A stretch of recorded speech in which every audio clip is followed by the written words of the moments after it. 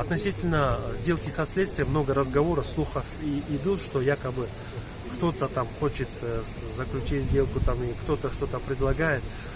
Я вам сразу скажу, по этому поводу у Омирбека Токтогуловича позиция жесткая. Почему? Потому что он считает, что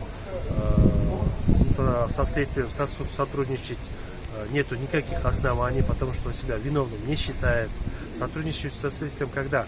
Только в тех случаях, когда есть какая-то вина, и своими действиями или показаниями он может способствовать раскрытию какого-то преступления или привлечению виновных лиц к уголовной ответственности. Но с учетом того, что Омирбек Токтогулович себя виновным не считает, этот вопрос нами в принципе не рассматривался. И с учетом того, что эти слухи ходят в обществе, я до него донес эту информацию, но на эту информацию он в категоричной форме отреагировал, сказал, что никакого сотрудничества не будет.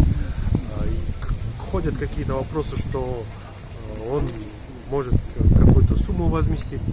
Опять-таки, мы считаем, что с учетом того, что он себя виновным не считает, мы этот вопрос тоже не рассматриваем.